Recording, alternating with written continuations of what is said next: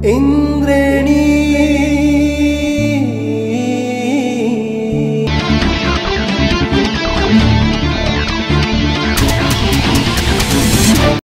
आधुनिकता र औषधि अनि एडभान्स मेडिसिनका पक्षमा छौं, तर एडभान्स मेडिसिनले एडभान्स किसिमको रोगलाई निरुत्साहित गर्न सकेको छैन। त्यसकारणले अहिलेको विज्ञान कम्प्लिटली फेल विज्ञान छ। वैदिक पद्धति सनातन प्रक्रियाभित्र रहेका हाम्रा ऋषिमुनिहरूका ज्ञान र विचारलाई फेरि पनि हामी संस्थागत र व्यवस्थित गर्न सक्यौं भने स्वास्थ्य बन्न सक्छौं, मुलुक जोगाउन सक्छौं। दिनका दिन मानिसको ज्यान गइरहेको छ। यस्तो बेलामा तपाईँ संसारले मास्क लगाइराख भने बिना हजुरले मास्क लगाउनु भएन नि। मास्कबाट यो रोगलाई निरुत्साहित गर्न सकिन्छ, मास्कको कारणबाट हामी निरोगी बन्न सक्छौं भन्ने मेरो आफ्नो विचारमा छैन, मेरो अध्ययनमा पर्दैन। विश्व जतासुकै गए पनि नेपालको हकमा नेपाल एउटा शक्तिशाली राष्ट्र हो। शक्तिशाली यस अर्थमा कि वनस्पतिको हिसाबले यहाँ भएको कल्चरको हिसाबले यो देश चाहिँ धेरै शक्तिशाली देश हो। त्यसकारणले अब यसलाई हामीले सहज रूपले सहजीकरण गरेर राज्यसहित लागेर गयो भने राज्यले पनि यसै बेलामा महत्त्वपूर्ण निर्णय गर्न सक्यो भने नेपालले एउटा स्तर लिन्छ र नेपाली जनता बचाउन सकिन्छ। एकदमै गाह्रो पर्यो भने काँचो बेसारको जुसलाई 5 ml को दरले बिहान खाने गर्नु भने 5-7 दिनमा यो अहिलेको भाइरसलाई साधारणतया नर्मल गराउन सक्छ। यसले पानी कति हाल्ने, कति बेसार? पानी नहाल्ने, पानी धेरै नहाल्ने, थोरै 1-2 घुड्की मात्रै खाने, बिहान खाने गर्नु भने 3-4 दिनमा नै यो ज्वरो चाहिँ नर्मल भएर जान्छ। यसले राम्रो भएको छ कि नै तपाईको बुझाइ के हो? यसले 100% चाहिँ म अहिले भनिहाल्दिनँ, किन औषधि सेवनको क्रममा छौँ, तर 90% चाहिँ यसले धेरै नै उसलाई राम्रो बनाएको छ। तपाईको आफ्नो भोगाइमा पनि यो 90% ठिक गर्छ भन्ने विश्वास हो? मलाई एकदम लागेको छ। जहाज चढ्ने बेला चेक हुन्छ कि नै पिसिआरहरू? नेसनलको हुँदो रहेनछ हजुर, अब इन्टरनेसनलको चाहिँ हुँदो रहेछ। नेसनलमा जहाज चढ्दा केही पिसिआरहरू केही खोज्दैन? जतिजना यात्रु आए चढाउने ल्याउने? हजुर हजुर। विमानस्थलमा आज मात्रै केही निर्णय गर्नु भएको छ, के हो सर? फिजिकल डिस्टेन्स मेन्टेन हुने गरेर न्यूनतम फ्लाइटहरू चाहिँ राखेर चाहिँ उडान सञ्चालन गर्न दिने भनेर चाहिँ सहमति भयो। त्यो भनेको कस्तो हो भने घन्टामा 3वटा फ्लाइट चाहिँ अनुमति दिने भन्ने कुराहरू भयो। भनेको 12 घण्टा चल्छ भने हाम्रो 36वटा फ्लाइट नेपाल सरकारको अर्को निर्णय भएन भने भोलिदेखि यो कार्यान्वयनमा आउँछ। जहाजमा आउने जानेलाई के खालको मापदण्ड छ? यो मापदण्ड यहाँ कस्तो छ भने एउटा नेपाल सरकारको स्वास्थ्य सम्बन्धी मापदण्ड हो, यो सबैले पालना गर्नु पर्यो। एयरलाइन्सको आफ्नो एसओपी छ भनेको कार्यविधि छ। यो बेला चाहिँ कसरी चाहिँ स्वास्थ्य सम्बन्धी चाहिँ विधि अपनाएर चाहिँ यात्रुहरूको चाहिँ यात्रा चाहिँ सुरक्षित बनाउने भन्ने एयरलाइन्सको आफ्नो जहाजभित्रको पनि त्यो पनि छ व्यवस्था। भित्र छिर्ने बेलामा चाहिँ अब सामान्यतया त्यो तापक्रम लिने चलन छ, त्यो तापक्रम पनि हामी लिन्छौँ। सेनिटाइजरको व्यवस्था गरिएको छ, टाइममा हामीले डिसइन्फेक्ट पनि गर्छौँ।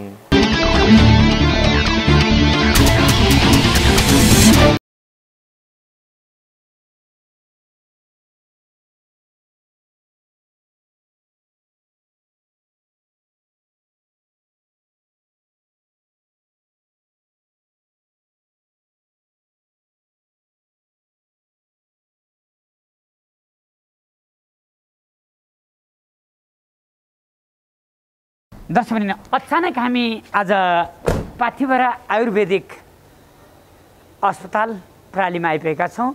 यसका अध्यक्ष बिपी तिमिल सेनासँग हामी कुराकानी गर्नेछौँ, किनभने यो कोरोनाको महामारीमा उहाँले धेरै ज्ञानगुणका कुरा गरिराख्नु भएको छ र पुरानो समयदेखि जनतालाई वैदिक परम्परा अन्तर्गत प्राचीन शैलीद्वारा आयुर्वेदिक तरिकाले जनताको स्वास्थ्यसँग नजिक भएर उहाँले सेवा गरिराख्नु भएको छ। आउनुहोस् उहाँसँग छोटो कुराकानी।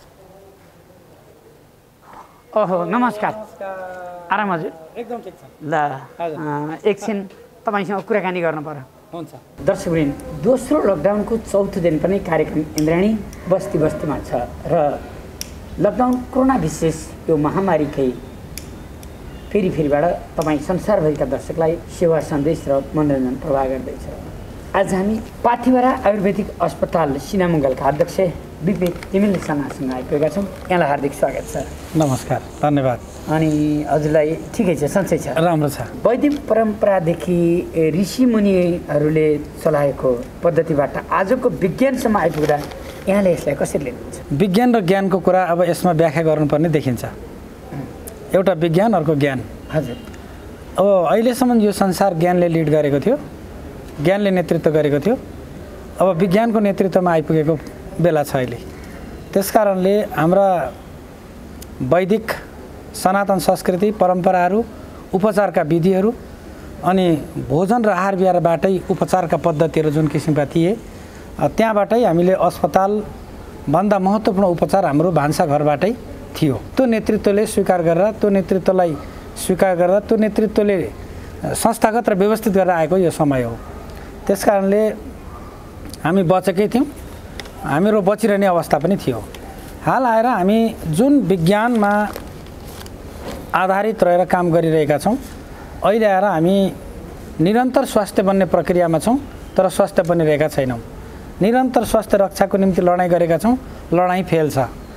निरन्तर हामी औषधि र आधुनिकता र औषधि अनि एडभान्स मेडिसिनका पक्षमा छौँ, तर एडभान्स मेडिसिनले एडभान्स किसिमको रोगलाई निरुत्साहित गर्न सकेको छैन। त्यसकारणले अहिलेको विज्ञान कम्प्लिटली फेल विज्ञान छ। अब हामी वैदिक पद्धति, वैदिक सनातन प्रक्रियाभित्र रहेका हाम्रा ऋषिमुनिहरूका ज्ञान र विचारलाई फेरि पनि हामी संस्थागत र व्यवस्थित गर्न सक्यौँ भने हामी फेरि निरोगी बन्न सक्छौँ, स्वास्थ्य बन्न सक्छौँ, मुलुक जोगाउन सक्छौँ। त्यो स्थिति देखिन्छ। तर अहिलेको विज्ञानको आधारबाट मान्छेहरू लक्षित उद्देश्य प्राप्त गर्नको निम्ति जुन प्रेरित देखिन्छन्, त्यो कुरा चाहिँ ड्वाङ फुकेको जस्तो लाग्छ, यसले पार लाग्छ जस्तो मलाई लागेन। महामारीको रूपमा फैलिएको कोरोना भाइरस जुन छ, यो कोभिड-19 अर्कै रूपबाट यो आइराखेको छ, दोस्रो लकडाउन भइसकेको छ। यसलाई आयुर्वेदिक पद्धतिमा लाग्ने यहाँहरूको बुझाइमा यसलाई कसरी लिनुभयो? अहिले जुन भाइरसहरूको र महामारीको व्याख्या गरिएको छ, यो व्याख्याप्रति अत्यन्त ठुलो हामीले सोच्नुपर्ने र अत्यन्त गम्भीर बन्नुपर्ने बेला छ। अहिले हामी जे कुरा बाहिरबाट आएका छन् त्यही कुरा स्वीकार गरेर जान सकिने छैन। WHO जस्ता एउटा संस्थाले दिएका 223वटा 24वटा जति स्टेटमेन्टहरू विभिन्न फरक फरक विचारले फरक फरक लजिकमा आएको छन्। त्यो हेर्दाखेरि हाम्रो सनातन र वैदिक परम्पराले जुन किसिमको विचारहरू अभिव्यक्त गरेर आएको, जुन रिचुअल्स प्लान्टहरू, धार्मिक वनस्पतिदेखि लिएर धार्मिक संस्कारहरूबाट जुन किसिमको रोगलाई निरुत्साहित गर्ने क्षमता थियो, त्यो क्षमता अहिलेको संस्कारमा भेटिँदैन। त्यसकारणले हामीले निरन्तर स्वस्थ रहनको निम्ति हामीसँग भएका नजिक भएका मेडिसिनल प्लान्टहरू जो चाहिँ आयुर्वेद पद्धति र अथवा हाम्रा धार्मिक संस्कारले, धार्मिक पुस्तकहरूले, धार्मिक व्यवहारहरूले जुन देखाएका छन्, त्यो देखाएको कुरालाई हामी स्वीकार गर्दै गयौँ भने अहिलेको यो रोगसँग डराउनु पर्ने, रोगको कारणबाट मान्छे हतोत्साहित हुनुपर्ने, जुन किसिमको महामारीको व्याख्या गरिएको छ त्यसलाई स्वीकार गर्नुपर्ने त्यस्तो लाग्दैन मलाई। यहाँ भन्दै हुनुहुन्छ त्यति डर छैन, तर विश्व नै त्राहीमान भइसक्यो। आज संसार ठप्प छ, आर्थिक मन्दी छ, मानिसहरू दिनानुदिन ट्रकका ट्रक लगेर लासहरू फालिएका छन्, दिनका दिन मानिसको ज्यान गइरहेको छ। यस्तो बेलामा तपाईँ संसारले मास्क लगाइरहेको भने बिना हजुरले मास्क लगाउनु भएन नि? होइन, मास्कको त मैले कुनै भ्यालु लाग्दैन मलाई। लाउने एउटा कानुनी कुरा होला, प्रक्रिया होला, म पनि बाटामा हिँड्दा लगाउँछु होइन, तर मेरो आफ्नो सिस्टमभित्र म लगाउँदिनँ। मलाई यस्तो मास्कबाट यो रोगलाई निरुत्साहित गर्न सकिन्छ, मास्कको कारणबाट हामी निरोगी बन्न सक्छौँ भन्ने मेरो आफ्नो विचारमा छैन, मेरो अध्ययनमा पर्दैन। एउटा कानुन, एउटा व्यवहार यसो गर्नुपर्छ भन्ने कुरा अब राज्य भनेको एक किसिमको यो किसिमको तयारीमा बस भनेर भन्ने पछि त्यो चाहिँ गलत रहेछ भन्ने पनि हो।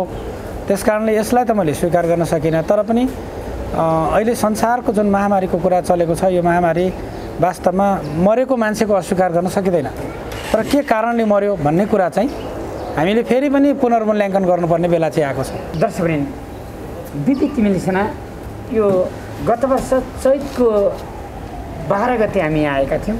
त्यो बेलामा पनि उहाँ मास्क लगाउनु भएको थिएन, बिचबिचमा हामी आयौँ, त्यो बेलामा पनि मास्क लगाउनु भएन र उहाँ यत्तिकै अहिले भर्खरै पनि हामीले भित्र हेरिराखेका थियौँ, कयौँ ज्वरो आएका बिरामीसँग उहाँ सहजीकरण गरिराख्नु भएको थियो।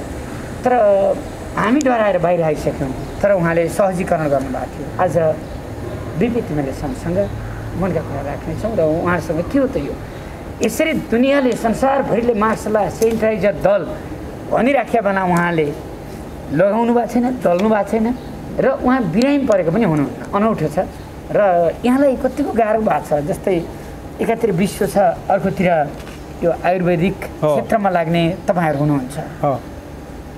वास्तवमा यो सजिलो काम होइन। एक त रोगी बन्ने नै सजिलो होइन, बनिसकेको रोगीलाई फेरि निरोगी अवस्थामा ल्याउन पनि धेरै सजिलो छैन, किनभने उसको खानपान, उसका आहार विहार, उसका कल्चर, उसका धर्म, उसका संस्कारहरूले उसलाई नेतृत्व गरेको हुन्छ, उसलाई डोर्याइरहेको हुन्छ। अब त्यो कुरामा बिरामी कतिको पोजिटिभ छ। त्यस कारणले विश्व जतासुकै गए पनि नेपालको हकमा नेपाल एउटा शक्तिशाली राष्ट्र हो। शक्तिशाली यस अर्थमा कि वनस्पतिको हिसाबले यहाँ भएको कल्चरको हिसाबले यो देश चाहिँ धेरै शक्तिशाली देश हो। त्यस कारणले अब यसलाई हामीले सहज रूपले सहजीकरण गरेर राज्यसहित लागेर गयो भने राज्यले पनि यसै बेलामा महत्त्वपूर्ण निर्णय गर्न सक्यो भने नेपालले एउटा स्तर लिन्छ र नेपाली जनता बचाउन सकिन्छ। तपाईँ यसरी डटेर लाग्दा प्रोत्साहित हुनुभएको छ कि तपाईँले उत्साहित हुनुभएको छ? यस्तो छ, अहिले मैले त सरकारबाट धन्यवादको वातावरण त तयार हुँदै होला अथवा के होला त्यो त बुझ्दिनँ मैले होइन, तर आम नागरिक बिचबाट म अलोकप्रिय छैन। आम नागरिक बिचमा केही न केही कुरा गरिदिन पाए हुन्थ्यो, केही न केही सहयोग गरिदिन पाए हुन्थ्यो, केही अप्ठ्यारो छ कि राज्यबाट अप्ठ्यारो छ कि भनेर विभिन्न ठाउँबाट सोधपुछ त गरिराख्नु भएको छ, तर यो नागरिकको तहबाट छ। मैले अहिले पनि भर्खरै पनि अब महाकाली पारिपट्टि चाँदनी दोधारामा समस्या भयो भनेर त्यहाँ एकजना मान्छे पठाएको छु। देशभरि नै कहाँ चाहिँ असहज छ त्यहाँ असहज परेको ठाउँमा पठाएको छु। म आफै पनि 2 दिनपछि बाहिर निस्किँदैछु। काठमाडौँ मात्रै होइन, बाहिर पनि त्यतिकै समस्या छ। यतिकै जानुहुन्छ बाहिर? यतिकै, मैले यतिकै केही मलाई छैन। मास्क ज्वरो आएको बिरामी 104 डिग्री ज्वरो आयो नि समाउनु? म समाउँछु, म त्यसमा त मलाई आपत्ति छैन। एक रति पनि मलाई कुनै पनि भाइरसबाट संसारमा चलेका 50,000 भन्दा बेसी भाइरसहरूको निरुत्साहित हाम्रा पुर्खाहरूले कसरी गरेका थिए, हाम्रा ऋषिमुनिले कसरी गरेका थिए, त्यो बारेमै म बढी स्टडी गरिरहेको छु। त्यस कारणले भाइरससँग त मैले एक रति डराउनु पर्ने काम छैन। भाइरससँग भन्दा भाइरसको कारणबाट बनेका नियम कानुनहरू चाहिँ कहिले असजिला हुन सक्छन्, त्यसबाट चाहिँ सोच्नुपर्छ होला, तर अहिलेलाई चाहिँ त्यस्तो छैन। नेपालमा त्यस्ता खालका जडीबुटी आउँदै छन्, यस्ता खालका भाइरसलाई हामीले परास्त गर्न सक्ने खालका आनन्दले सकिन्छ, किनभने टिमवर्कको कुरा रहेछ। जसले त्यो विज्ञान पक्र्यो त्यो पनि आफूले पक्रेको विज्ञानसँग विश्वास गरेर बसेको छैन, त्यो पनि पराधीन सोचबाटै बसेको छ। त्यसकारण यहाँहरूले देखिहाल्नु होला, अघिल्लो साल विभिन्न विज्ञप्तिहरू देख्नुभयो होला होइन, त्यो विज्ञप्तिले पनि मलाई एकदम सहज गर्यो। विज्ञप्ति भनेको अब आयुर्वेद क्षेत्रबाट निको हुँदैन भन्नेहरू, जसले जुन विज्ञान समात्यो त्यसैले त हुँदैन भनिदियो। वकिलले वकालती किताब पढेन भने त्यत्तिकै वकालत गर्न गयो भने क्लाइन्ट त हार्छ नि, त्यस्तो हारेको अवस्थामा थियो। तर अहिले त्यो स्थिति पनि रहेन। नागरिकहरूमा पनि अहिले पोहोरको जस्तो डरमर्दो स्थिति देख्दिनँ मैले, किनभने अब नभए छँदैछ नि जडीबुटी भन्नेमा पनि पुग्नु भएको छ होइन। त्यसले गर्दा पहिलेको जस्तो डरमर्दो। तर यो बेलामा त दिनको 30औं जना नेपालमा मर्न लागिसक्यो भनेर आँकडा आइरहेको छ। विभिन्न रोगहरू छन्, उनीहरूसँग स्थापित रोगहरू, पूर्व रोगहरू नै बढी स्थापित छन्। ती पूर्व रोगहरूको कारण नै हो यो। कफबाट पीडित बिरामीलाई यो बेला कफले बढी सताउँछ होइन, कफ ज्वरो रुगाखोकीहरू यस्तो चल्छ। यस्तो बेलामा सताउने कुरा स्वाभाविक कुरा हो, तर एकदम स्वस्थ मान्छे र आहार विहारमा ध्यान दिने मान्छे अनि साधारणहरूले घरभित्रै पनि प्रयोग गर्ने जडीबुटीहरू पनि त सिक्नु पर्यो। उसले औषधि नै मसलाको रूपमा पनि त जान्नु पर्यो। अब चाहिँ त्यस्तो गर्यो भने चाहिँ यो रोगबाट त्यस्तो डराउनु पर्दैन। नागरिकहरू हतोत्साहित हुनुपर्ने कुनै पनि हालतमा छैन। र नेपाल सक्षम देश हो, किनभने संसारमा पृथ्वीभरि भएका वनस्पतिहरूमध्ये जस्तै 1991मा तास पत्रिकाले एउटा निकालेको छ, संसारभरि 26 खर्ब 25 अर्ब टन वनस्पति छन्। मानिसहरू, जीवहरू, पशु प्राणी सबै गरेर चाहिँ 4 खर्ब छन्। त्यस कारणले 26 खर्ब 25 अर्ब टन वनस्पतिबाट 4 खर्ब टन जीव जन्तुलाई चाहिँ बचाउन सकिन्छ है भन्ने हिसाबको आधारमा निकालिएको छ 1991मा। त्यो आधारबाट हेर्दाखेरि नेपालमा भएका वनस्पतिहरू जम्मा 40,000 हुन्। 40,000 मध्ये भूमध्य सागरीयमा भएका वनस्पतिको हिसाब हेर्दा भूमध्य सागरीय क्षेत्रमा बडो प्रभावकारी वनस्पतिहरू छन्। ती वनस्पतिको हिसाब हेर्नुहुन्छ भने 13औं शताब्दीतिर खलिफा रसिदको दरबारमा भारतीय वैध प्रयोग गरेको हिस्ट्री हेर्नुभयो भने त्यो हिस्ट्रीले के देखाउँछ भने हामी चाहिँ सक्षम छौँ, हर हिसाबले सक्षम छौँ। हामीले स्वधर्म बिर्स्यौँ र पराधर्मलाई स्वीकार गरेको कारणमा चाहिँ हामी फसिरहेका छौँ। र मोडर्नाइजेसनबाट हामी ब्याक सरेर फेरि नेचुरल लाइफतिर हामी गयौँ भने हामीले यो संसारमा भएका महामारी स्वीकार गर्नु पर्दैन। उनको कथा हो यो, उनको कथातिर हामी ध्यान दिनु पर्दैन। तर कथा त नेरेसन त बनाइन्छ नि अनेक ढङ्गले, त्यो नेरेसनको प्रभावमा पर्दा त हामी फसेकै छौँ। एकदम सरल भाषामा बताइदिनुहोस् कि हजुर, यति धेरै मानिसहरू आलस तालस परेका छन्, व्याकुल भएका छन्, रोग अर्कोतिर भोग लकडाउनका कारणले गर्दा दैनिक श्रम गरेर खाने मानिसहरूको जिन्दगी एउटा जटिल र कठिन छ। तपाईँ बुझ्ने भाषामा भनिदिनुहोस् न, लकडाउनमा भित्रभित्र बस्नुभएका तमाम आमाबुवा दाजुभाइ दिदीबहिनीहरू स्वयं डाक्टर साहबहरूलाई समेत तपाईँलाई के गर्दाखेरिमा राम्रो हुन्छ र के गर्ने भने के भन्नु? पहिलो कुरा यस्तो महामारीको बेला, यस्तो सिचुएसनको बेला के कुरा हामीले बिर्सनु हुँदैन भने हामी मासु मङ्स आदि इत्यादिमा प्रभावमा पर्नु हुँदैन, त्योबाट बाहिरिनु पर्यो। साधारण आहार विहारमा हामी ध्यान दिनु पर्यो।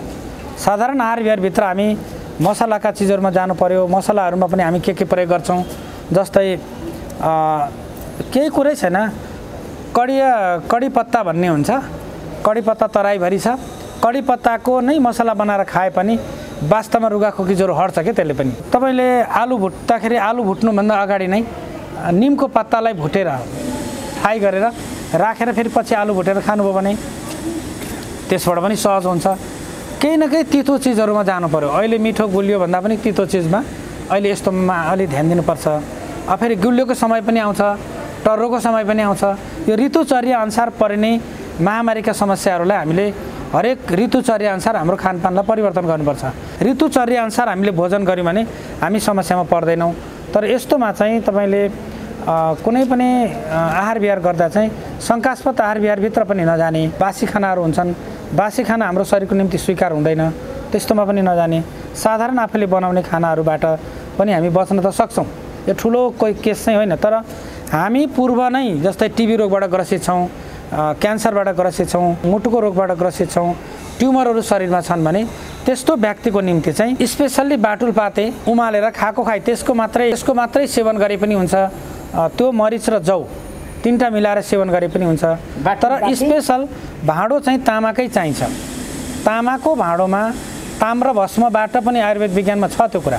ताम्र भस्मबाटै पनि थुप्रो महामारीहरू निरुत्साहित गर्न सकिन्छ। तर तामाको भाँडोमा उमालेर खाएको पानीबाट मात्रै पनि तपाईँले लङ सुकमेल मरिच उमालेर खानुभयो, तामाको भाँडोमा खानुभयो भने पनि ज्वरो बिस्तारै 2 दिनमा कन्ट्रोल भएर जान्छ। यी साधारण विधिहरू चाहिँ अपनाउनुपर्छ सबैले। तर प्लास्टिकका भाँडामा पानी राखेर, प्लास्टिकमा तातो पानी राखेर अनि लामो समय तपाईँको थर्मसमा राख्ने, थर्मसको बिर्को माथि जुन छ नि त्यो त फेरि प्लास्टिकै छ। त्यस्तो डाइअक्जिन जस्ता चिजहरूबाट चाहिँ हाम्रो शरीर बिस्तारै प्रभावित हुने हुनाले प्लास्टिक जन्य भाँडाकुँडाबाट राखिएका र छोपिएका स्टोर गरिएका खानाहरूबाट बन्देज गरियो भने, त्यहाँबाट मुक्त भयो भने पनि रोग चाहिँ साधारण ढङ्गले जान सक्छ। यो चाहिँ ठुलो यसलाई लिनु पर्दैन। तर अब अहिलेसम्मको सिचुएसनमा जुन किसिमको मोडर्न टेक्नोलोजी, मोडर्न विधिबाट जुन प्रहार अथवा यस्तो छ है भन्ने कुरा जुन जानकारी गराइएको छ, त्यो कुरामा चाहिँ म कम विश्वास राख्ने मान्छे। विश्वभरि नै एउटा भ्याक्सिन बनाउनको लागि वैज्ञानिकहरू लाग्नु भएको छ। कोभिड-19 का विरुद्धमा ल्याउनको लागि संसारभरि निक्लि पनि सक्यो, धेरैले भ्याक्सिन पनि लगाइसक्नु भएको छ। आयुर्वेद विज्ञानले यसलाई कस्तो रूपमा हेरेर कुन लेभलको यो साधारण कुरा हो, जस्तै अब यो के कारणले भएको र हामी ग्रिक सभ्यताबाट हामीले हेर्दै गयौँ भने हामीले ठुल्ठुला महामारीहरू स्वीकार गर्दै विश्वले आएको हो र नेपालले स्वीकार गरेको छैन। कुनै पनि महामारीमा नेपाल सहभागी थिएन, यसपालि भएको छ। र ग्रिक सभ्यतादेखि यता हेर्दाखेरि थाक्सी गार्गिन जस्ता मेडिसिनल प्लान्टहरू जो चाहिँ हामी किचनबाटै मसलाको रूपमा स्थापित गर्ने चिजहरूमा अब हामी जानुपर्छ। त्यसरी हामी गयौँ भने यो महामारी, यो अहिलेसम्मको विधिवत रूपमा कुसंस्कारले जुन हामीलाई घराना गरिसक्यो, यसबाट विस्थापित भएर नेचुरल लाइफतिर हामी गयौँ भने हामीले फेरि पनि महामारी स्वीकार गर्नु पर्दैन। तर महामारी स्वीकार गर्ने नाममा आत्तिएर उपचारको क्रममा धेरैको जुन भ्याक्सिनको कारणबाट पनि 2 चोटि भ्याक्सिन लगाउनेहरू पनि अहिले पीडित हुनुहुन्छ, अहिले पनि हस्पिटलमा हुनुहुन्छ। अब यो विषयमा चाहिँ वैज्ञानिकहरूको अनुसन्धान होला, त्यसमा हाम्रो अध्ययन छैन। यसमा म एक रत्ती पनि टिप्पणी गर्न चाहन्न। तर 2 चोटि पनि भ्याक्सिन लगाएका मान्छेहरू आज सिरियस किन भए, यो प्रश्नको कुरा हो। यो प्रश्नको उत्तर त फेरि पनि वैज्ञानिकले दिने हो, हामीले दिँदैनौँ। तर हामी चाहिँ भए गरेका विधिबाटै, विधिवत रूपमा हाम्रा संस्कारभित्र रहेका, परिपाटीभित्र रहेका विधिबाट नै उपचार खोजिरहेका छौँ। त्यो उपचारबाट हामी फेल छौँ। कोरोना भाइरस आएपछि अस्तिको र यसमा धेरै फरक छ। जो मैले धेरैजनासँग प्रत्यक्ष फोनमा कुराकानी गरेर बुझिराखेको छु, उहाँहरूले भन्नुहुन्छ जिउ फटाक फुटुक खान्छ, गल्छ, साह्रै गल्छ, सकिन्न। मैले भन्ने विधि चाहिँ के हो भन्दाखेरि हामी मेडिसिनल प्लान्टको माध्यमबाट बच्चैदेखि नै त्यो संस्कारमा हुर्काउँदै गयौँ भने, त्यही संस्कारबाट हामी अध्ययन गराउँदै गयौँ भने हामीसँग भए गरेका मेडिसिनल प्लान्टबाटै नेपालसँग भएका स्थापित मेडिसिनल प्लान्टबाटै हामी सुरक्षित हुन सक्छौँ र विश्वलाई हामी सुरक्षित बनाउन सक्छौँ। यो त धेरै बृहत्तर कुरा भयो। अहिले मानिस बिरामी पर्छौँ, म कतिखेर कहाँ के हुने हो भने त्रास छ। यतिखेर सामान्य भाषामा भनिदिनुहोस् न, अब प्रत्येक मानिसले के गर्नु पऱ्यो, के खानु पऱ्यो? जस्तै बिपी तिमिलसेनाको पहुँचमा त नहुन सक्छन् मान्छे, पाथिभरामै यहाँ आउन जस्तै तपाईँले एउटा यो औषधि हो भन्नु होला अरे, यो लिन सक्ने त नेपाली जनताको पहुँचै छैन। कहाँ छन् दूरदराजमा प्रत्येक थाहा नहुन सक्छ होइन। के गाउँमै भएका घरेलु पद्धति एकदमै जिउ गल्यो, केही गर्न सकिएन भने ज्वानो र सक्खर उमालेर खानुभयो भने पनि 2-2.5 घन्टाबाट नर्मल हुन थाल्छ। त्यसलाई उमालेर चियाको रूपमा खानुभयो भने 1-1.5 घन्टा 2 घन्टाबाट नर्मल चाहिँ सुरु हुन्छ। अब त्यो विधि अपनाउन पनि सकिन्छ जिउ गलेकोमा। अब ज्वरोको रूपमा त ल्वाङ सुकमेल पनि एकदमै उपयुक्त हुन्छ। बच्चाको निमित्त त यो महत्त्वपूर्णै छ। अब त्योभन्दा माथि गयो भने एकदमै गाह्रो पऱ्यो भने काँचो बेसारको जुसलाई 5 ml को दरले खानुभयो भने बिहान खाने गर्नु भने 5-7 दिनमा यो अहिलेको भाइरसलाई साधारणतया नर्मल गराउन सक्छ यसले। अब मसँग पनि दैनिक अब 2500-3000 को फोन छ। उहाँहरूलाई त्यही विधि सिकाइरहेको छु। उहाँहरू 2 दिन काँचो बेसारको जुस निकाल्ने, त्यो जुस 10 ml जति खाइदिने। त्यो साधारण हामीले चिनेको कुरा हो नि, चिनेको कुराबाट त गर्न सकिने भयो हो। त्यो गर्नुभयो भने पनि काँचो बेसारको जुसलाई बेसार कुट्ने रस निकाल्ने, त्यो रस 10 ml को दर जति लगभग 10 ml। कति हाल्ने, कति बेसार? पानी नहाल्ने, पानी धेरै नहाल्ने, थोरै 1-2 घुड्की मात्रै खाने। बिहान खाने गर्नुभयो भने 3-4 दिनमा नै यो ज्वरो चाहिँ नर्मल भएर जान्छ। यो चाहिँ महत्त्वपूर्ण भयो। पक्का हो। आज यहाँले जुन दिनुभएको छ यो मिडिया मार्फत जुन सन्देश दिनुहुन्छ यो चाहिँ उहाँहरूको लागि वरदान हुनसक्छ। काँचो बेसारको गानोहरू ल्याउने, रस बनाउने, थिच्ने अनि रस बनाउने। त्यो रस 10 ml अथवा 4 थोपा होइन, 10 ml। 10 ml भनेको कति हो? 10 ml भनेको 2 घुड्की 2 घिड्की भन्दा पनि त्यो खानुभयो बिहान भने यसले पनि यो ज्वरो चाहिँ जान्छ। तर दिनको समयमा चाहिँ ल्वाङ सुकमेल मरिच पानी उमालेर खाने, सादा पानी नखाने। यदि ल्वाङ सुकमेलै नभएको ठाउँ छ भने त्यहाँ पुग्यो भने आँपको पात होला, अम्बाको पात होला, पिपलको पात होला, पिपलको बोक्रा पाउला, बरको बोक्रा पाउला, अनि यसलाई के गर्ने? उमालेर चिया जस्तै खाने। अब रुद्राक्ष छ भने रुद्राक्षको। तपाईँहरू यत्रो आयुर्वेदिक विद्यामा लागेका ऋषिमुनिले अपनाएर आएको सञ्जीवनी भएको देश, विभिन्न जडीबुटीको देश होइन, यसरी सबै भएर एक गरेर यत्रो महामारीमा हामीले यसरी ल्याउँछौँ भनेर प्रयोगशाला अन्तर्गत राज्यमा एउटा खालको दबाब दिँदै यसरी गरौँ जनतालाई बचाउन भन्नु भएन? जनता बचाउने अभियानमा त लाग्नै पर्यो, किनभने जनता त बचाउने चिकित्साको धर्मभित्र पर्छ होइन। हस्पिटलहरू नत्र किन खोल्ने र बचाउनकै निम्ति कोसिस गर्ने हो। तर आयुर्वेदमा यति दम छ है, दम्ब छ, दम्ब छ। त्यो दम्ब हामीले किन प्रस्तुत गर्न सकेनौँ भने हामी एक त आर्थिक रूपमा कमजोर छौँ, अर्को कुरो शक्तिमा पनि कमजोर छौँ कि आयुर्वेदको शक्ति जुन हेर्छु नि टक्कै सन्चो भयो जनता भट्टाभट अनि आयुर्वेदवालाहरू पनि कोही झिँगाको जत्रै बुद्धि लिएर बसेका छन्, चित्तै सानो छ। अब तिनले के काम गर्लान्, कत्रो सहयोग गर्लान् भन्ने छ। यी सबै विधिले सहयोग गरेका छैन। तर राज्यमा अलिकति कठोर लागू गर्नै सक्ने क्षमता भएको शासक पर्यो भने यो देश उकालो लाग्छ, त्यति कुरा छ। समय चाहिँ पर्खिनुपर्छ। अब इन्द्राणी हेर्नुभएका तमाम दर्शकलाई अन्तिममा जाँदा के भन्नु? अब सबैलाई कोभिडको महामारीको बिचबाट तपाईँले भन्नुपर्छ, आम नागरिकहरूले अब आत्तिनुपर्ने अवस्था लाग्दैन मलाई। र न्युजहरूबाट बाहिर बस्नु होला, न्युजले पनि कति सत्य कति असत्य ल्याउँछ त्यो पनि थाहा हुन्छ होइन। संसारमा चलेका महामारीका न्युजहरूलाई न्युजबाट बच्नुभयो भने धेरै बच्न सकिन्छ अहिलेको लागि। तर अब अहिले आफूसँग भएका किचनमा भएका मसलाहरू नै पनि उमालेर खाँदा, जस्तै घाँटी च्याप्प समात्यो भने जिरा भुटेर चपाउनु भयो भने पनि कम गर्न थालिहाल्छ। यस्तो कुरामा पनि ध्यान दिनुपर्छ। हामीले भान्साघरलाई शक्तिशाली हस्पिटल बनाउनको लागि हामी लागि परेका छौँ र संसारका नागरिकहरूले त्यसतर्फ ध्यान दिनुभयो भने सबै बच्ने हो। नभए कम्तीमा पनि नेपाली नागरिकको चाहिँ आँगनमा रक्षणमा वनस्पति धेरै छन्। सामान्यतया अम्बको, आँपको र लिचीको पात मात्रै चिनेर त्यसलाई उमालेर खायो भने पनि अहिलेको लागि बच्न सकिन्छ। आत्तिनु हुँदैन, अब सङ्कटको बेला आत्तिनु हुँदैन भन्ने छँदैछ, त्यो हाम्रो उखानै हो। त्यस कारणले आम नागरिकहरूले जुन किसिमको महामारी महसुस गर्नुभएको छ त्यो महसुस नगरिकन यो साधारण सङ्कट हो भनेर सम्झेर अगाडि बढ्नु हुन म पनि अपिल गर्छु। पाथिभरा आयुर्वेदिक अस्पतालका अध्यक्ष बिपी तिमिलसेनासँग हामीले कुराकानी गर्यौँ। आउनुहोस् इन्द्राणीमा लकडाउन विशेष चौथो दिन पनि हामी निरन्तर सूचना सन्देश र मनोरञ्जनका लागि हाजिर छौँ। यो महाविपत्तिमा धैर्य गरेर बिपी तिमिल सेनाले भने जस्तै घर घरमा बेलौटीका पात आँपका पातहरू एकदम पकाएर त्यसको झोल चियाको रूपमा खाइराख्नुको लागि हार्दिक आग्रह गर्दछौँ भने सक्खर र ज्वानो उमालेर खाइँदा पनि त्यसले पनि धेरै सहजता शरीर गलाउनेबाट मुक्त हुन्छ भन्नुहुन्छ बिपी तिमिल सेनाले। विशेष गरी काँचो बेसारको गानोलाई कुटेर त्यसको जुस कम्तीमा 10 ml जति खाइदियो भने त्यसले साँच्चै ठिक हुन्छ भन्नुहुन्छ बिपी तिमिल सेना। बिपी तिमिल सेनाबाट हामीले घरायसी तरिकाले हामीले कसरी घरभित्रै बसेर यो महामारीबाट बस्ने हामी भान्सा कोठाबाटै उपचार गर्न सक्ने पद्धति सरल र सहज पद्धति आज तपाईँका साथमा राख्नु कस्तो लाग्यो यो कमेन्ट लेख्नु होला, लाइक कमेन्ट सेयर र सब्सक्राइब गरिदिनु होला र विश्वव्यापी बनाइदिनु होला।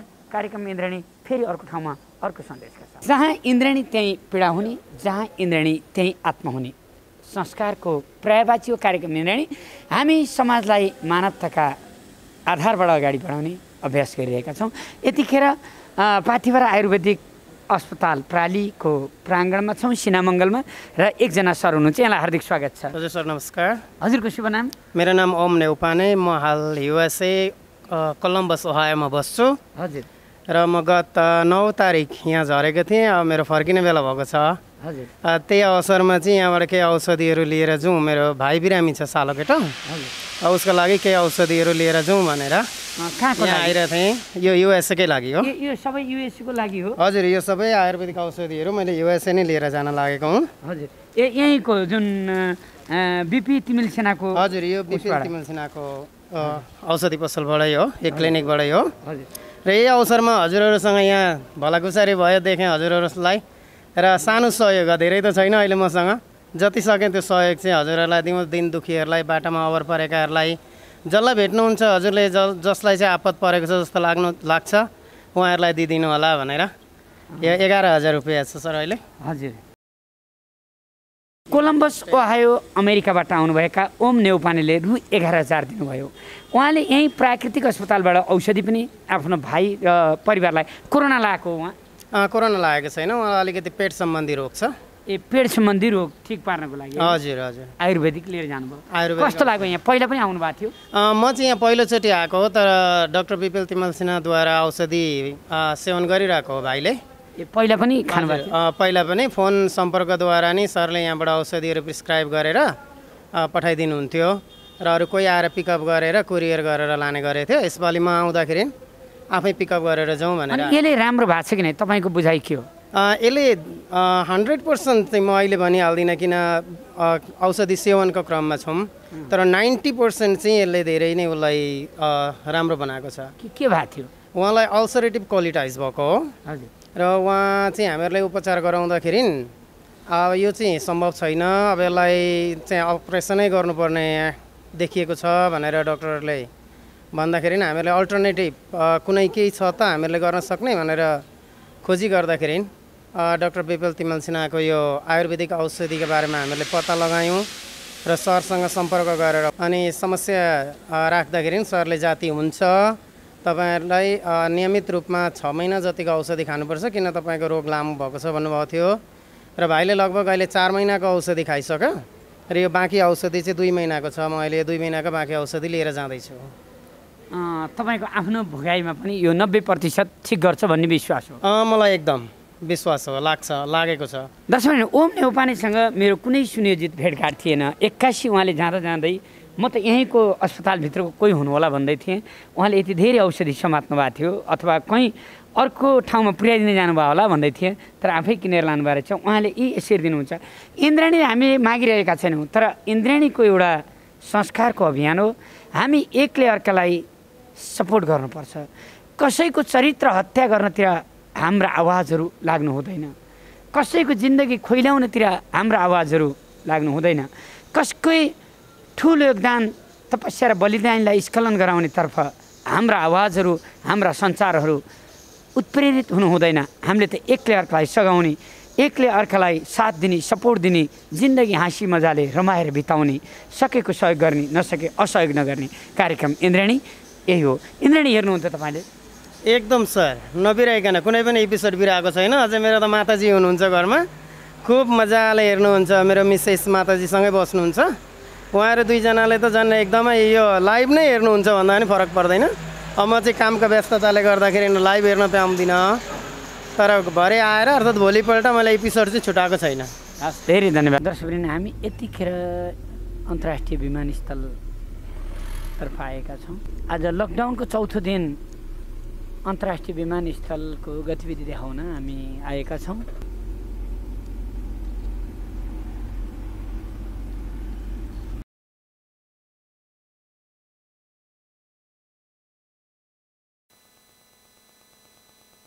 कहाँदेखि आउनुभयो? हजुर, सुनवलदेखिबाट। सुनवलदेखि हो। कहाँ जाने? हामी यही हो अहिले। ए हो। हजुर। केही अप्ठ्यारो रहेछ कि अहिले जहाज चढ्न यताउता चेक जाँच के छ? सजिलो उस्तै पहिला जस्तै छ कि अलि फरक छ? ठिकै छ भनौँ। जहाज चढ्ने बेला चेक हुन्छ कि नै पिसिआरहरू? अहिले चाहिँ नेसनलको हुँदो रहेनछ। हजुर। अब इन्टरनेसनलको चाहिँ हुँदो रहेछ। नेसनलमा जहाज चढ्दा केही पिसिआरहरू केही खोज्दैन? हजुर। जतिजना यात्रु आए चढाउने ल्याउने? हजुर हजुर। अहिले यात्रु कतिको छन्? यात्रु त हामीले त पाइरहेको छैन सर। अब के छैन? छैन, हामी त कन्ट्याक्ट थियो र यहाँ आएको त्यहाँ यसो के बाहिर गाडी चलाउनु पाइरहेको छ? ट्याक्सी चलाउनै पाइएन भनेर आएको थियो नि त कुरो? छैन दाइ, छैन। बाहिर त एकदमै टाइट गरेको छ। बाहिरबाट आउनु दिएको छैन, एयरपोर्टै आउने मान्छे भएको हुनाले ल्याएको। डोमेस्टिक र इन्टरनेसनल जहाज त पहिलाको भन्दा रोकिया छैन, उत्तिकै हो नि। तपाईँहरूले कतिको अनुभूति गर्नुभएको छ? जहाज चाहिँ अलिक कमै हो, कमै छ। पहिलाभन्दा कमै छ। मान्छेहरूलाई नि डर त्रास छ, अलिक कमै छ नि मान्छे त। यहाँ अलिकति सुरक्षित हुने के अपनाउनु भएको छ विधि? हामीले अब सेनिटाइज गरेर गाडीहरू आफ्नो सुरक्षाताले अब मास्क एकदम गरेर पेसेन्जरलाई सेनिटाइज गरेर हामीले चाहिँ अब जुन कम्पनीको उसले सेनिटाइज गरिरहेको छ हामी पनि त्यही अनुसारले सेनिटाइज गरेर चलाइरहेको छौँ।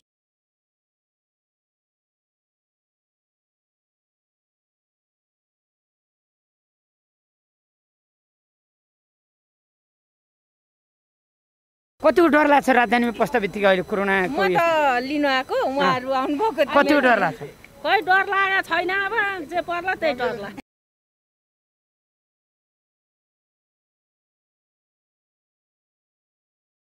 कहाँदेखि आएको भाइ? भरतपुरबाट। पहिला र अहिलेमा केही गाह्रो छ आउन? सजिलो छ कि भाडा घट्या छ कि महँगो छ कि कस्तो? भाडा त अलिक सस्तै हो अहिले। सस्तो पहिलाभन्दा अहिले घट्यो? पहिलाभन्दा अहिले भन्दा अब दिनका दिन घटी बढी भइरहन्छ। भरतपुर सेक्टरमा चाहिँ अलिकति कम।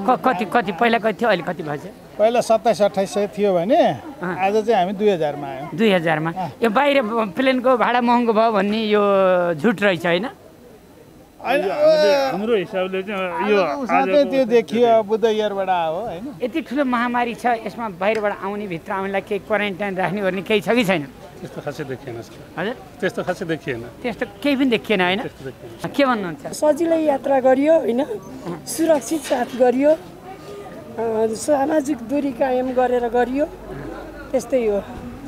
यो सामाजिक दूरी छ त भनेर प्लेनभित्र चाहिँ यहाँ बाहिरको चाहिँ छैन। यस पहिलाभन्दा भाडा घटेको है? हजुर, त्यो चाहिँ एकदम सस्तो मूल्यमा गाडीको भाडामा यो। दर्शकले विराटनगरबाट आउने अरू ठाउँबाट आउनेले यसपटक भाडा निकै घटेको महसुस गरिराख्नु भएको छ। कहाँबाट आउनुभयो? विराटनगर? हजुर, मैले विराटनगरबाट आएको। काठमाडौँ झर्दा त असहज लागेन नि? लागेन। हामी विराटनगरबाट आउँदा चाहिँ अहिलेसम्म चाहिँ लागेको छ। विराटनगरमा तपाईँको टोल छिमेकमा कतिको कोरोना बढिया छ, कतिको लहर छ? मैले चिनेको 3-4 जना चाहिँ बितिसक्नुभयो। साँच्चै कोरोनाले हो? एकदम। अरू केही रोग थियो कि नै तपाईँका ती मानिसहरूलाई? थिएन। उहाँ चाहिँ यहाँ ज्वाइँ बिरामी भएर भेट्न आउनु भएको रहेछ। जाँदा जाँदै भयो, त्यो पछाडि अनि उहाँलाई यति गाह्रो भयो कि त्यो डेथ हुनलाई चाहिँ। अरूलाई सन्देश के दिनुहुन्छ तपाईँ? अब सकेसम्म आफू सावधानी अपनाऊ होइन। अब यहाँ त यत्रो भिड छ हेर्नुहोस् त, हामीले यत्रो सावधानीको कुरा गरेका छौँ। त्यही भएर अब प्लेन रोकिसक्नु पाएको छैन, सबै भुटभुटिनु हुन्छ। लाइनमा आएर पातलो गरेर जाँदा पनि त भयो नि त। हामी ठाउँमा त आइसक्यौँ नि त विराटनगरबाट होइन, यो त हाम्रै लागि हो नि त। म चाहिँ त्यही भन्न चाहन्छु सबैलाई। केही विराम नलागे डेढ भयो? नलागेकै। एकजना इन्डियाबाट आउनुभएको 6 दिन पछाडि यही काठमाडौँमै भयो होइन। अनि एकजना त्यहाँ, अनि अर्को एकजना उता। कति वर्षको? एकजना 71 हो होइन। उहाँ भाइ त 36-38 वर्षको हो। लकडाउनको चौथो दिन हामी विमानस्थलमा आएका छौँ। अब यो कोरोनाको समय हो है, अलिकति अब यो म्युटेसन भएर आएको छ भनेको छ। अनि त्यहाँमाथि अब तपाईँहरू जस्तो मिडियाले चाहिँ नि यो कोरोनाको लागि चाहिँ नि अलिक सेफ्टी हुनुपर्छ भनेर यत्रो कार्यक्रमहरू चलाइराख्नु भएको छ। अब मान्छेले बुझेर नि बुझी नबुझी पनि हिँडिरहेका छन्। अब के अरे तपाईँहरूले यत्रो ठुलो सहयोग गर्दाखेरि पनि यस्तो अब कसैले नटेरे हो कि यो मान्छे जनचेतनै नभएको कि अब सरकारले गर्नुपर्ने कामहरू नि गरेकै छ होला। अब कसरी कम गर्नुहुन्छ? अब तपाईँहरू अलिकति यो सुरक्षा निकायसँग नि समन्वय गरेर अलिकति स्ट्रिक्ट गरिदिएदेखि अझै अलिकति कसैलाई रोग नलागेको खण्डमा त हामी सबै राम्रो हुन्थ्यो नि। इन्द्रेणीको कुनै श्रृङ्खला हेर्नु भएको छ यहाँले? हजुर हेरेको छु मैले। हजुरको इन्द्रेणी कार्यक्रमहरू हेर्दाखेरि तपाईँले एकचोटि योभन्दा अघिल्लोचोटि लकडाउन गर्नुभयो जुन बेला चाहिँ तपाईँले चाहिँ नि ती गरिब निमुखा जो चाहिँ नि श्रम गरेर खाने वर्गहरूलाई तपाईँले हेर्नु भएको थियो। मलाई साह्रै रमाइलो लाग्यो। तपाईँदेखि म अहिले पनि म मेरो हात जोडेर तपाईँलाई चाहिँ धेरै धेरै धन्यवाद भन्न चाहन्छु। जहाज उडिरहेका छन् र आज त्रिभुवन विमानस्थलमा कति जहाजदेखिको उडाउने, कसरी उडाउने, यो पनि बृहत्तर छलफल भएको छ। र विश्वव्यापी रूपमा फैलिएको कोरोना महामारीका कारण इन्टरनेसनल र डोमेस्टिक दुवै एयरमा आज बेलुकासम्म सिसिएमसीले के निर्णय गर्छ भनेर यहाँ भनिराख्नु भएको छ भने आफ्नो तर्फबाट पनि यहाँ केही निर्णयहरू भएका छन्।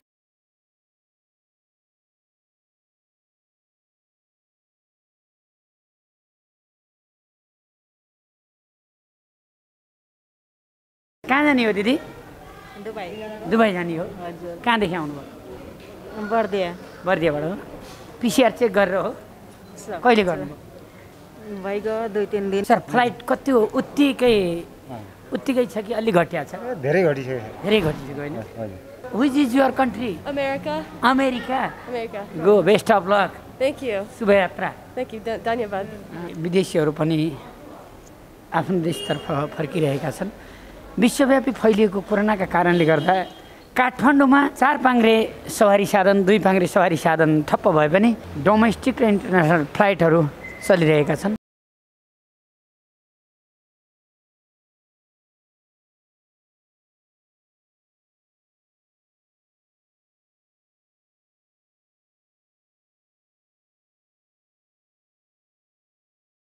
दर्शकवृन्द, यतिखेर हामी त्रिभुवन अन्तर्राष्ट्रिय विमानस्थलमा छौँ। हामी डोमेस्टिक अथवा राष्ट्रिय आन्तरिक उडानको विमानस्थलमा पुगेपछि अहिले हामी अन्तर्राष्ट्रिय विमानस्थलको प्राङ्गणबाट भित्र छौँ र त्रिभुवन अन्तर्राष्ट्रिय विमानस्थलका महाप्रबन्धक प्रताप बाबु तिवारी सरसँग छौँ। सर, यहाँलाई हार्दिक स्वागत। धन्यवाद। कोरोनाको कहरमा संजोगले हामी तपाईँलाई भेट्न सफल भयौँ। के भन्नुहुन्छ संसारभरिका दर्शकलाई? यो कोरोनाको कहर छ, विश्व नै अस्तव्यस्त भइराखेको छ। यतिखेर काठमाडौँ लकडाउन भएछ, तर हामीले डोमेस्टिक र इन्टरनेसनल फ्लाइट गरिराखेका छौँ। अहिले कस्तो छ सर अवस्था? निश्चय पनि यो अहिले पछिल्लो न्यू भ्यारिएन्टपछि, कोरोनाको न्यू भ्यारिएन्टपछि सहज स्थिति चाहिँ पक्कै पनि छैन। सङ्क्रमण दर नेपालको उच्च छ। यो बिचमा पनि हाम्रो अहिले सार्वजनिक यातायातको विभिन्न मध्यमा चाहिँ हवाई यातायात अहिले सञ्चालनरत छ। नेपाल सरकारको निर्णयअनुसार अन्तर्राष्ट्रिय तथा आन्तरिक दुवै उडानहरू सञ्चालनमै छन्। ती चुनौतीहरू हामी बिचमा पनि छ, किनकि यो सञ्चालन गर्नुपर्ने चुनौती यस अर्थमा कि अब सङ्क्रमण दर पनि फैलिँदैछ। अब हामीले सेवा पनि दिनै पर्ने छ। विदेशबाट चाहिँ आउने नेपाली नागरिकहरू अधिकांश नेपालीहरू हुनुहुन्छ, उहाँहरूलाई आफ्नो गन्तव्यमा जानुपर्ने अवस्था पनि छ। र अहिलेको अवस्था भनेको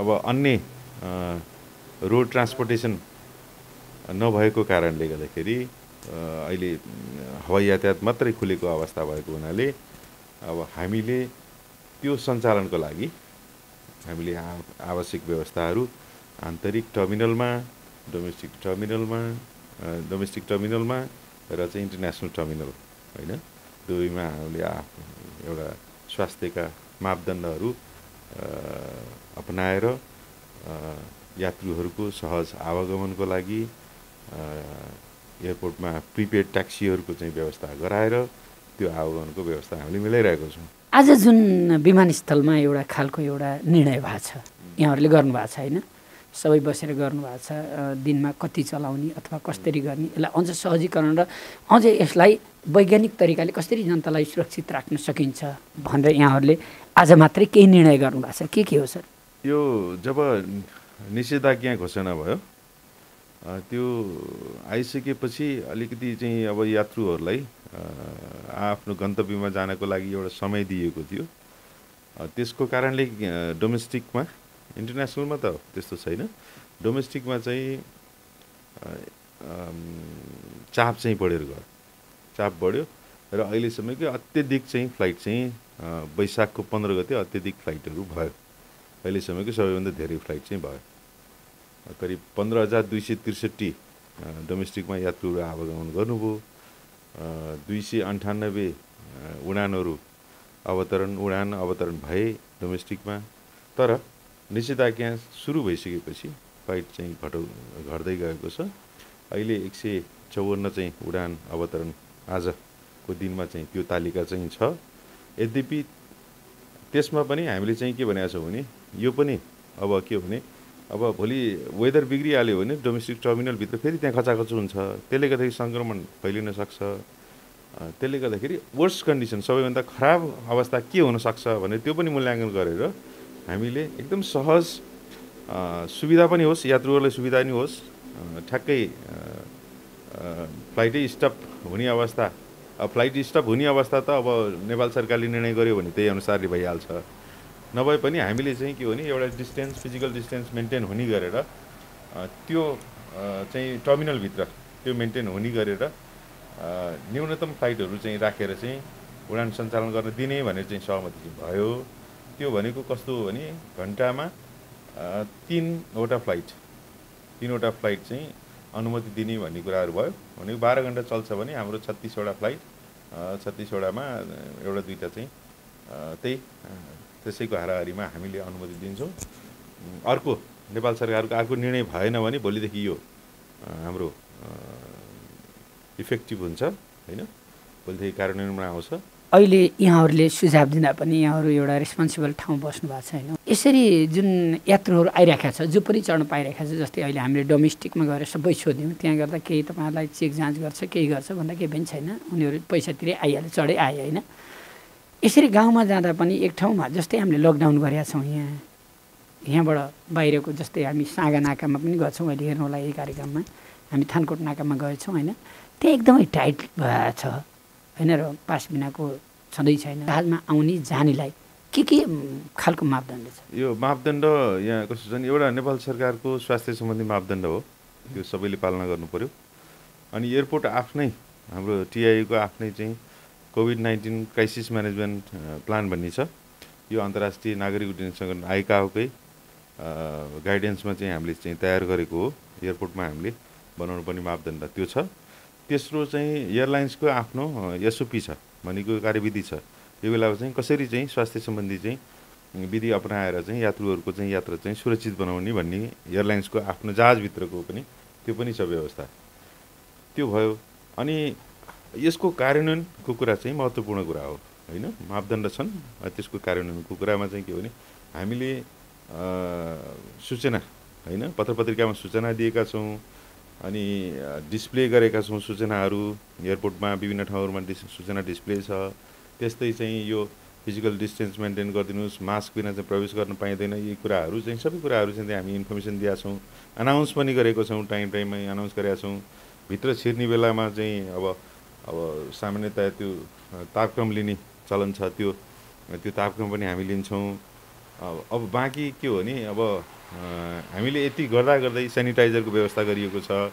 हामीले डिसइन्फेक्ट चाहिँ हामी चाहिँ टाइममा हामीले डिसइन्फेक्ट पनि गर्छौँ, त्यो स्प्रे पनि गर्छौँ। र अब यसको पालना भनेको यात्रुवर्ग आफै पनि सचेत हुनु पर्यो, किनकि 1 वर्षदेखि हामीले कोरोनाको चाहिँ यो कहर चाहिँ हामी भोगिरहेका छौँ। के गर्ने के नगर्ने सबैलाई थाहा छ यो कुराहरू। त्यसैले यात्रुहरूमा पनि अलिकति यात्रुत्वमा नैतिक जागरण चेतना आउनु पर्यो भन्ने आउन चाहिँ पर्छ, किनकि हामीले मात्रै भनेर भएन, किनकि आफू सुरक्षित हुने, अरूलाई पनि सुरक्षित बनाउने। अब कतिपयहरूको कोभिड पोजिटिभ पनि हुनसक्छ होइन, त्यस्तो चाहिँ छ भने त्यस्तो त ट्राभल गरिदिनै भएन होइन। त्यसैले यात्रुको धेरै चाहिँ यो कार्यान्वयनमा चाहिँ धेरै सहयोग चाहिँ आवश्यक छ। दर्शक तपाईँको जिज्ञासा धेरैले भन्नुभएको थियो, तपाईँ नाका नाकामा पुग्नु भएको छ, एकचोटि विमानस्थलमा पनि गएर कार्यक्रम चलाइदिनुहोस् त, के छ हामी पैदल यात्रा हिँड्नेहरूलाई मात्र हो कि माथिबाट पनि केही छ यसको बाहिरबाट आउने जुन कोरोनाको एउटा प्रभाव छ त्यसलाई रोक्नको लागि नेपाल सरकारले हवाईमा के व्यवस्था गरेको छ। 2076 चैत्र 11 गते हवाई र पैदल सबै रोकिएको थियो होइन सर? हवाई र पैदल सबै रोकिएको थियो। यसपटक भने सडकबाट गुड्नेहरूलाई रोकेर आकाशमा उड्नेहरूलाई रोकिएको छैन र तर कर्मिक रूपमा कम हुँदै गएको हामीले आज पनि धेरै बार थाहा पायौँ र सरसँगै यही कुरालाई प्रस्ट्याउनका लागि हामी त्रिभुवन विमानस्थलमा आएर महाप्रबन्धक प्रताप बाबु तिवारीसँग कुराकानी लियौँ। हामी आफू नै जोगिनुपर्छ। धेरैले के भने के भयो, तपाईँले यो कार्यक्रममा हेरिसक्नु भएको छ र एउटा कुरा सर, मलाई यो बढी भाग यो अस्पताल भयो, यो विमानस्थल भयो, यी विभिन्न ठाउँका भिडभाड भइराख्ने आइराख्ने आवजात हुने ठाउँ, विमानस्थलमा मानिसहरूलाई अथवा यहाँका सदस्यहरूलाई कोरोनाले कतिको छो छ? हाम्रो साथीहरू पनि कतिपय हस्पिटलमा अक्सिजन लिएर पनि बस्नु भएको छ, कतिपय होममै अब आइसोलेसनमा बस्नु भएको छ। अब हामी किन उडान सञ्चालन छँदैछ, अब यही रेटमा उडान सञ्चालन भयो भने हाम्रो जनशक्ति पनि त्यही अनुसारले इन्ट्याक्ट हुनु पऱ्यो, त्यत्तिकै रहनु पऱ्यो, किनकि हामीले ड्युटी आवर घटाउन सक्दैनौँ। अनि अर्को क्लिनर छ सरसफाइका मान्छेहरू होइन, उडान सञ्चालन भइरहेको त अब यात्रुहरूको आवागमन हुने भयो, सरसफाइ पनि त्यत्तिकै मेन्टेन गर्नुपर्ने भयो भनेको त्यो सरसफाइ मेन्टेन गर्नलाई फेरि अहिले त विशेष हाइजिनको व्यवस्था पनि त्यत्तिकै गर्नुपर्ने हुन्छ, अनि क्लिनरहरू पनि त्यत्तिकै राख्नुपर्ने भयो। त्यसले गर्दाखेरि सङ्क्रमण फैलिन सक्छ।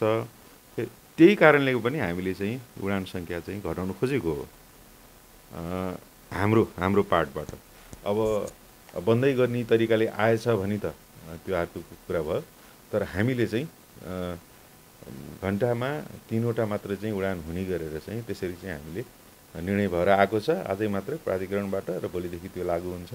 अर्को नेपाल सरकारको अर्को निर्णय भएन भने धेरै हामी जोखिममा चाहिँ छन् स्टाफ। सर एउटा मात्रै मेरो सुझाव यहाँहरूलाई, एउटा प्रभाव त्यहाँ के गरिदिनु पर्यो भने उडानमा गएर हामी हेरिसक्यौँ, आएर मानिसहरू एकदम भिडभाड घुइँचो छ, यदि छोइएरै लाग्ने र नजिक भएर सर्ने हो भने सबैलाई सर्न सक्ने सम्भावना यही कार्यक्रममा पनि हजुरले हेर्नुहुने छैन।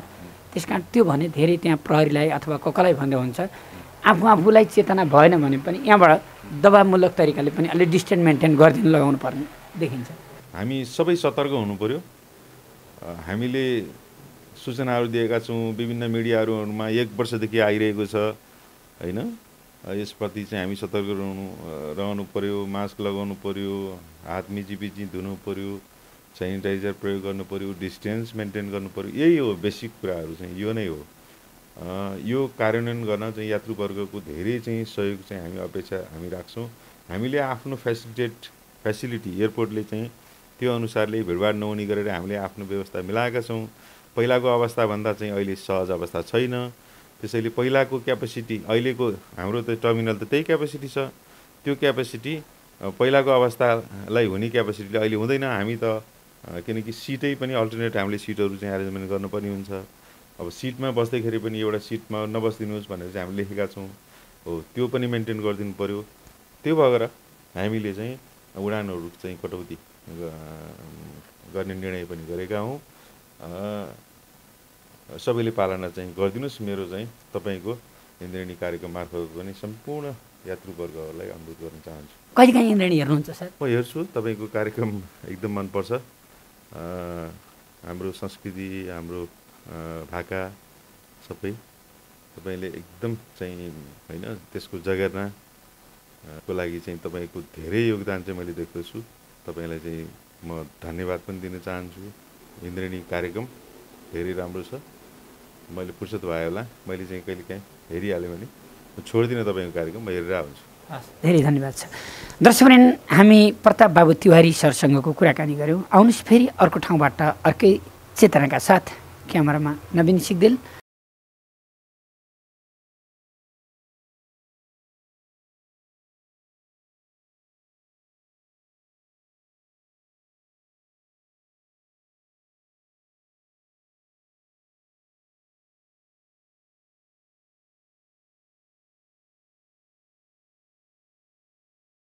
प्रेमा लिम्बू दिदी सेवारो यहीँ हो हजुरहरूले बोलाएको है हजुर हजुर अनि हजुरको शुभ नाम मेरो अमृत बहादुर लिम्बू ताप्लेजुङ कि कहाँ घर पाथर हो यहाँसम्म बोलाएर दुःख दिनु चाहिँ तर त्यत्रो ठुलो रकम चाहिँ छैन नानीको जन्मदिनको उयोको लागि मात्रै गर्नु खोजेको हो सहयोग के हो नानीको नाम फुङनाम लिम्बू फुङनाम लिम्बू हजुर चाहिँ अस्ति भर्खर वृद्ध भत्ता लिनुभएको अनि इन्द्रेणी को लागि स्टुडियो अब अहिले बनाउँदै हुनुहुँदो रहेछ होइन बनाउनको लागि थोर बहुत अलिकति सहयोग गर्ने भन्नुभएको छ स्टुडियो निर्माणको लागि अनि अलिकति चाहिँ गरिब दुखी कति छ यसमा 15,000 छ 5,000 दुखी गरिबलाई 10,000 इन्द्रेणी तपाईँको वृद्ध भत्ताबाट होइन पाथर च्याम्थापुका अमृतमान लिम्बू बुवाले वृद्ध भत्ता बुझेर 15,000 दिनुभएको छ 5,000 दुखी गरिबलाई 10,000 इन्द्रेणी स्टुडियो निर्माणको लागि भन्नुभएको छ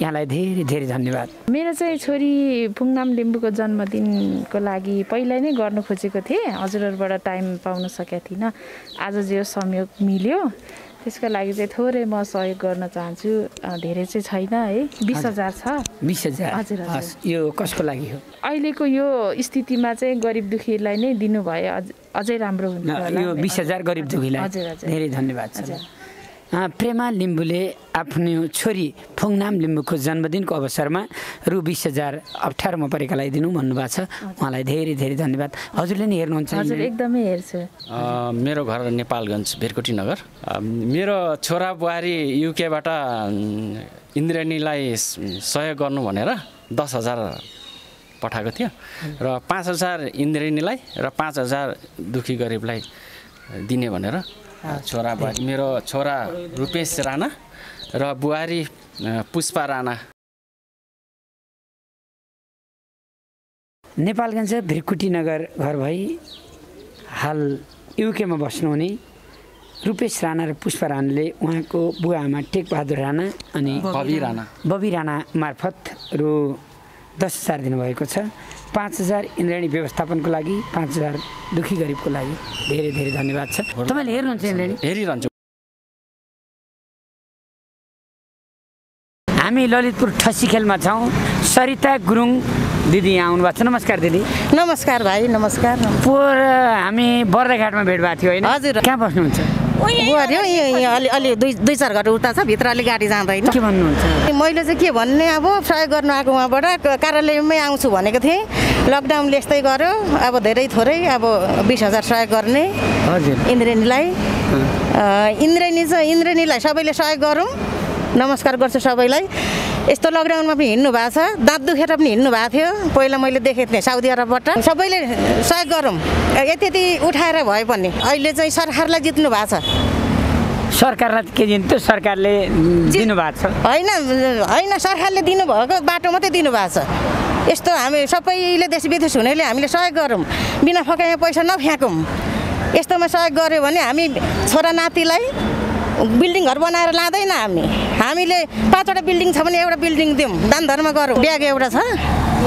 सानो हाते ब्याग यो 1,000 रुपियाँ तपाईँलाई यो दाँत दुख्दाखेरि दबाई खानु होला यो दाँत दुख्दा दबाई खानु होला मैले यो खजुर 4,000 हजुरलाई पानी खाँदै हिँड्ने यो एकदम यो रमेश पर्साईलाई दिनु होला यो खजुर रमेश पर्साईलाई यो कृष्णबहादुर दाईलाई सारङ्गी बजाउने दाईलाई यो 20,000 यो 20,000 स्वर्गीय दिपबहादुर राई र स्वर्गीय रामकुमारी राई स्वर्गीय कृष्णबहादुर रतन छालीको नाममा 20,000 सरिता गुरुङले रु 20,000 दिनुभयो यो कसलाई हो दिदी 20,000 यो 20,000 यो 10,000 स्टुडियोलाई 10,000 दुखी पीडितलाई यो 20,000 छ 10,000 स्टुडियोलाई 10,000 दुखी पीडितलाई हाम्रो सरिता गुरुङ दिदीले दिनुभएको छ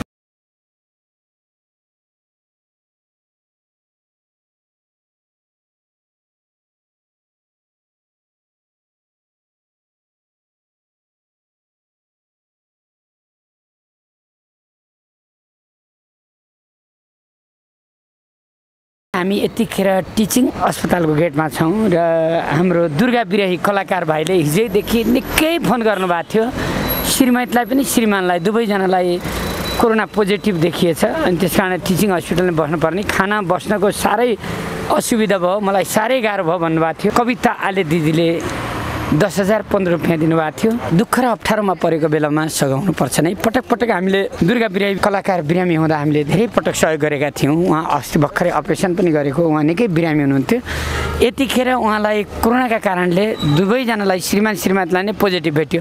तपाईँहरू दुवैजनालाई पोजिटिभ हो? 15,000 15 छ, 5,000 यताबाट मैले ल्याएको छ, 10,000 15 कविता आले दिदीले जो पीडित छ उसलाई दिनु भन्नुभएको थियो। फोनमा निकै दुःख गर्नुभएको थियो। तपाईँको कुराकानीमा फोनमा गर्ने छ है त, कतिको दुःख छ है, यही लाउनुहोस् है त। ए यहाँ 15,000 15 छ है त। ल मैले 15,000 तपाईँलाई दिएँ। के भन्नुहुन्छ भन्नुहोस् त? के भनौँ दाजु, एकदेखि अर्को जिन्दगीमा मलाई धेरै समस्याहरू आइपऱ्यो। हरेक समस्यामा पछिल्लो समयमा मलाई हजुर लगायत सम्पूर्ण टिमले एकदमै जहाँसुकै जस्तोसुकै अवस्थामा पनि आएर उपस्थित भएर आर्थिक नैतिक भौतिक हरेक किसिमबाट सबै इन्जिनमा हुनुभएका सबैजनाले मलाई एकदम आत्मादेखि नै माया गरेर हौसला दिनुहुन्छ। त्यहाँमाथि पनि आर्थिक सहयोग पनि गर्नुभएछ मलाई धेरै पटक। एकदमै म यसरी नै बाँचेर भोलिबिहान केही गर्न पाऊँ भन्न चाहन्छु सबभन्दा पहिला। अहिले तपाईँहरू दुवैजनालाई कोरोना हो? दुवैजनालाई हो। अनि यो पिरियडमा मैले धेरैजनालाई नि फोन गरेँ, अग्रजीहरूलाई कति धेरैजनालाई गरेँ। ल हुन्छ एकछिनपछि फोन गर्दा पनि भन्नुभयो। धेरैबाट मैले केही खासै त्यस्तो रेस्पोन्स पाइनँ। फेरि पनि कृष्ण दाईबाट यति धेरै सहयोग तथा हौसला पाएँ र अब सकुशल घर फर्किन पाऊँ, राम्रो हुन पाओस् र भोलि बिहान आएर इन्जिनीमा कार्यक्रममा रहेर आजका दुःख सबै सुनाउन पाऊँ, म यही चाहन्छु। अहिले कस्तो छ तपाईँको श्रीमतीलाई र तपाईँलाई? मलाई त लगभग ठिकै छ, अलिकति आत्मसाथ एउटा हौसला दिएको छु। किनभन्दा श्रीमतीको लागि उसलाई चाहिँ 9-10 दिन लगातार बिरामी भएर पेटमा बसेको भएर नि एकदम सास फेर्न गाह्रो, सुरुमा ल्याउँदा त अत्यन्तै गाह्रो थियो। अहिले चाहिँ केही सुधार भएर अलि लामो सास तान्न नसक्ने भन्ने कुरा भएको छ। बाँकी सुधार भइरहेछ उसलाई। तर मलाई चाहिँ मैले चाहिँ पोजिटिभ देखाए पनि कुर्सीमा बसेर उसको सेवा गरिरहेको छु। तर मैले चाहिँ बाहिर पोजिटिभ देखायो भनेर बाहिर चाहिँ डक्टरलाई पोजिटिभलाई के छ दबाई भनेर लेख्न लगाएर मैले त्यही दबाई खाएर बसिरहेको छु, बराबर मास्कहरू लगाएर। तर म चाहिँ बेडमा बसेर त्यसरी हस्पिटलको सेवा चाहिँ दिइरहेको छु। हस्, धेरै धन्यवाद छ भाइ। हौसलासँग हाई मोरल गर्नुहोस् है। अब तपाईँलाई मात्र होइन, धेरैलाई कोरोना पोजिटिभ देखिया छ। एकदम जित्नुहोस् है त। ल इन्द्राणीको शुभकामना अनि मेरो पनि शुभकामना छ है। एकदमै सफल मलाई लाग्छ। इन्जिनियरको दाजु नेगल दाजुलाई मैले आफ्नो बाबुआमाको माया पनि बाबुआमाको रूपमा हेरेको छु। दाइको माया र हौसलाले गर्दा म पक्कै पनि सकुशल घरमा गएर फेरि इन्जिनियर समाजमा गएर आफ्नो सुख कुरा एक दिन भन्नेछु भन्ने आशा गर्छु। दर्शक हामीले उहाँलाई कोरोना पोजिटिभ देखिया हुँदा हामी धेरैसँग हिँड्नुपर्ने हुँदा हातैमा पैसा दिन पनि सकेनौँ, राख्थ्यौँ र अनि म मोबाइल मार्फत उहाँलाई नजिकै राखेर फोन गरिरहेको छु। यो पनि मेरो एउटा आफ्नो थ्योरी प्रयोग गरिरहेको छु। कविता आले दिदीलाई हृदयदेखि धेरै धन्यवाद दिन्छु, जसले आजदेखि उपरान्त जिन्दगीभरि इन्द्राणीले जति गीत गाए पनि केही पनि फरक पर्दैन र अझ उल्टै 10,000 15 दिनुभयो र 5,000 थपेर 15,000 15 हामी दुर्गा बिराईलाई थपेर पैसा दिएका छौँ। र अप्ठ्यारो जसलाई पर्छ 98 41 48 98 35 मा भन्नु होला। तर साँचो अप्ठ्यारो परेकालाई इन्द्राणी 24 घण्टा खुल्ला छ।